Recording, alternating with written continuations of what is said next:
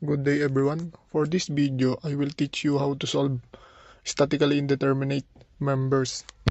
Before we start, so let determine what is statically indeterminate member. So, a structure is statically indeterminate when the number of unknown forces, reaction, or internal forces exceed the number of available static equilibrium equation. So, this means that the problem cannot be solved using only principle of static and requires additional equation, which based on the structure's material properties and deformation. To find the solution, this structure have redundant support or constraint, and their analysis often use method for the strength of materials or structural analysis. Para mas maintindihan natin, let's solve some example related to this problem.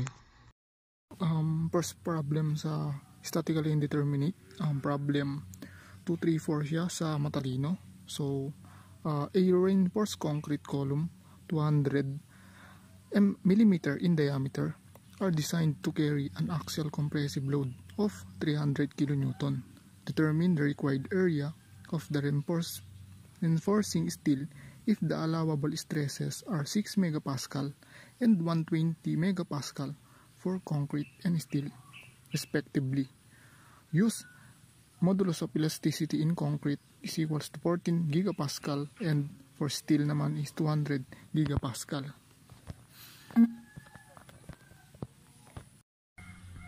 So here sa concrete column, ang required hanapin is yung area ng reinforced steel bar. So may given tayo dito.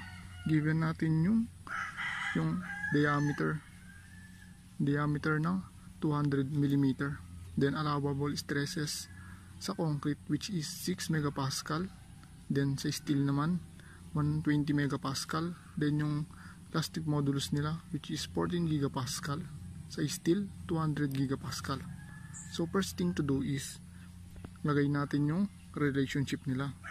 So deformation sa concrete is equal sa deformation ng steel, which is parehas nilang i-resist yung 300 kN na force P. Therefore, parehas sila ng deformation na mangyayari. So lagay lang natin yung deformation will be equal sa PL over AE. Then yung relationship dito ng force, di ba stress is equal sa force over area, which is nagawa natin dito, magiging stress na lang siya L over AE. Ganun din sa sa steel. Then next is ito na. So dito yung natin, yung modulus of plasticity natin will be kinonvert natin sa megapascal, which is 1 gigapascal is equal sa 1000 megapascal. Kaya siya naging 14,000. Then dito rin 200,000. So cancel lang natin dahil homogeneous yung cross section area niya, which is parehas lang sila ng length, which is pwede na natin makancel tong L dito. Cancel natin yung L. Then magiging ganyan na lang siya. Stress sa concrete over 14,000 megapascal equal sa stress sa steel over 200,000 megapascal. So lang natin, divide lang natin, cross multiply muna natin pala. Yan, kaya naging ito 200,000 to megapascal, then 14,000, then divide both side natin sa 200,000 steel, stress sa steel. Cancel na natin tong 200 dito, then itong stress sa steel dito, kaya naging ganito na siya. Stress sa concrete over stress sa steel, then equal siya dito sa 14,000 over 200,000. So simplify lang natin itong 14,000 saka itong 200,000. So naging 7 over 10 na lang siya. Then cross multiply natin, maging 100 siya. 100 stress sa concrete equal sa 7 stress sa steel. Then after that, ito na siya, equation na niya. Ito yung equation niya na gagamitin natin. So apply na natin yung mga allowable stress natin. Kanina yung allowable stress natin is sa concrete, yung allowable stress natin is 6 megapascal. Then sa steel naman, 120 megapascal. So ilagay lang natin dito. So at stress sa steel is yung allowable stress niya is 120 megapascal. So substitute natin dito 100. Stress sa concrete equals sa 7 times 120. So ang stress natin sa concrete will be 8.4 megapascal. So not okay. Bakit not okay? Kasi yung allowable stress lang natin sa concrete dapat 6 megapascal lang. So lagpas na siya. Na-exceed niya na yung allowable stress natin, therefore not okay.